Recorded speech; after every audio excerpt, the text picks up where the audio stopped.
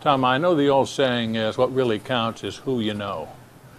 It seems to me for a sales guy in this business, it's just the other way around. It's who knows you. Exactly. And just because I know you doesn't mean I'll ever make any money off you, have a chance to present my products to you, doing business with you. So, I think sometimes the mistake that we make in our industry, particularly when we're new into the business, somebody just embarking on their career, is that we tend to view this as a 9-to-5 job, if you will. And really, it is not. It's kind of a 24-hour job when you're out in the public. So make sure that, things can be as simple as just volunteer. It's a great way to get started, but be a volunteer. I've never been a volunteer, a member of a board or something. I didn't ultimately do some business with the folks because you become friends. They develop a level of trust with you. This can be people that, you go to bowling with, on a softball team, worship with, whatever it may be. Also remember, that you're really never off duty. Sure, we have the days off. Sure, we, want to be with our family and so forth.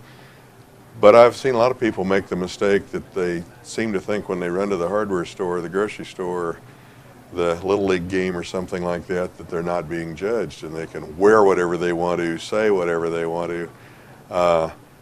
Doesn't work that way. The true pros that really make it in the business, carry themselves with a professional demeanor at all times.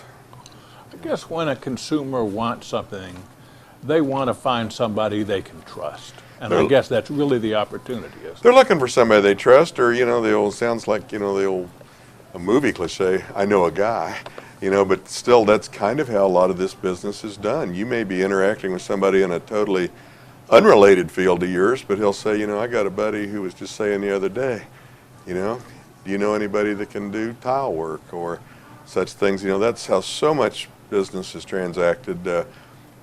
Social media, I think, in some respects has maybe magnified that just a little, but it's still personal contact. It's still who you know and, more importantly, who knows you.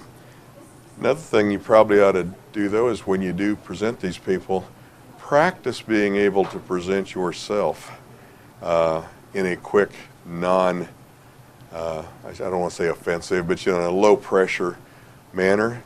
They always call it the elevator speech, the 30-second elevator speech. But in 30 seconds, act like it's a commercial. You should be able to convey what's unique about, the store you work at, what's unique about the products that you offer, and what's unique about you or the services that you offer. And if you can't do that in 30 seconds, then edit it down. When somebody asks the question, they'd like to know the big picture. They really don't want all the fine details. They'll ask for those later if interested. It's really a good exercise anyway for your sales pitch when you're in the store to be able to capitalize what makes your store different. And, exactly, and practice it with each other. We're in a showroom right now. There's not customers in here nonstop all day long. There very seldom is in a flooring store. And just with each other, just say, listen to this, or walk up to somebody and say, give me your 30 seconds. Because after you do it a few times, then it just becomes automatic and it doesn't sound scripted. But, that's just as important as, any other form of advertising. Think of it as personal advertising. Can do nothing but put a little money in your paycheck at the end of the day. Well, and really every day you have an opportunity to do that. You are exposed to people in the world all the time. Sure we are. Make your life where you make your living. That's what I always remind people. And today there's a great tendency that, I want you to buy from me locally, but you forget when you go home that I'm going to spend my paycheck now and do it online or send it other places. And I realize there's a combination of that. We all do it. But understand, that when you spend your money, when you're the customer, try to spend it with people that, there's more than a better chance that, somebody at that location may come back and reciprocate with you, because ultimately, you make a lot of sales as a salesperson when you yourself were originally the customer of a product they sell. Yeah, when you're at the hardware store, make sure the guy there knows what you do and where you do it. Yeah, and slip a business card in with the tip on the check. Just all kinds of things that you might do just to, they're free. Yeah. It's self-promotion, but they're free. And they're never going to hurt you. You know, the worst thing that can happen is nothing.